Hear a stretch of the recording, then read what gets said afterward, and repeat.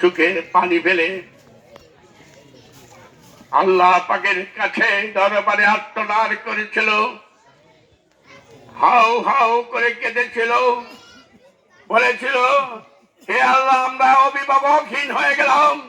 এখন কে দিবে আমাদের অন্যায়ের বিরুদ্ধে বাধা দিতে? কে আসবে আমাদের সহায়ক হতে? কে আসবে আমাদের এলাকার উন্নয়ন করতে?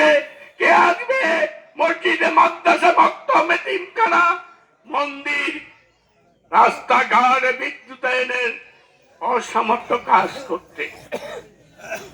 তখন একটি ছেলে দাঁড়িয়ে আল্লাহর কাছে প্রার্থনা করেছিলেন, হে আল্লাহ, তুমি সর্বশক্তিমান, সবকিছুর মালিক তুমি, দুনিয়ার মালিক তুমি, হায়াতের মালিক তুমি, মৌতের মালিক তুমি, আমার মালিক তুমি, সকলের মালিক তুমি, দুনিয়ার মালিক তুমি। তুমি না বলেছ যে মুসলিমের দোয়া তোমার দরবারে তীরের মতো গিয়ে পৌঁছে সাথে সাথে কবুল করো? আজকে লাখো জনতা, মুসলিম জনতা তোমার কাছে যে প্রার্থনা করছে, কাঁদছে, চোখের পানি ফেলছে, তাদের আমার পিতার অসমাপ্ত কাজকে সমাপ্ত করবে। হে আল্লাহ, তুমি আমাকে তৌফিক দাও, আমার পিতার অবর্তনে আমি মানুষের সেই সমস্যা সমাধান করবো, এই কথা বলে কেঁদেছিলেন।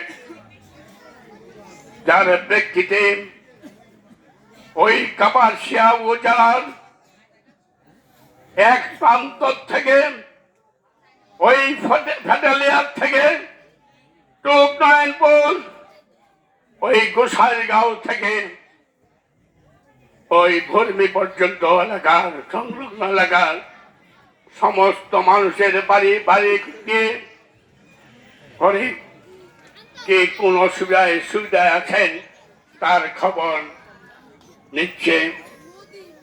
সকাল থেকে রাত অবধি রাত্রের নিদ্রা, দিনের আরামকে হারাম করে যে ছেলেটি আজকে আমাদের পাশে দাঁড়িয়েছে তার নাম হলো সারিয়াতুল হান্নান। চৈত্রের তীক্ষ্ণ রৌদ্র, বৈশাখের কালো জ্বর, পৌষের হাড় কাঁপানো শীতকে উপেক্ষা করে যারা আমাদের জন্য তিনি কাজ করে যাচ্ছেন, তাকে দোয়া করা, আমার সহযোগিতা করা আমার মনে হয় ইমানের অন্যতম কাজ। তাই আসুন আগামী নির্বাচনে ওই পরীক্ষা প্রার্থনীয় হিসেবে আমরা সেই এতিম ছেলেটার মাথায় হাত দিয়ে তাকে সমর্থন করে তার পিতার অসমাপ্ত কাজ সমাপ্ত করার লক্ষ্যে তার পাশে দাঁড়াই, রাজনৈতিক ভাবে এবং ইমানি দায়িত্ব পালন করতে। আসুন তাকে আমরা সহযোগিতা করি,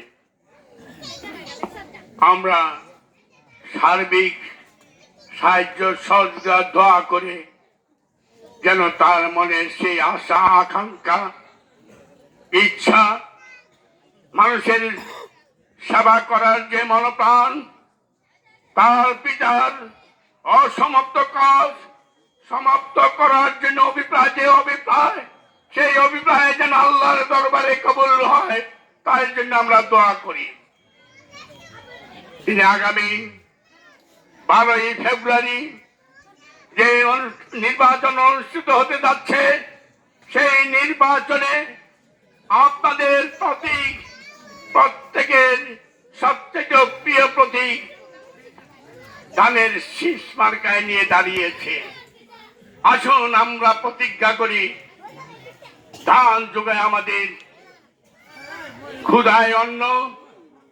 এবার নির্বাচনে আছি আমরা ধানের জন্য। আসুন আমাদের সেই মার্কা ধানের শীষে ভোট দিয়ে তাকে জয়যুক্ত করি। যদি জয়যুক্ত করতে পারি তাহলে ইনশাআল্লাহ ভবিষ্যতের কথা বলা যায় না, আল্লাহ ছাড়া কেউ বলতে পারে না। যদিও নাকি এই নির্বাচনকে কেন্দ্র করে অনেকে ভবিষ্যৎবাণী করছেন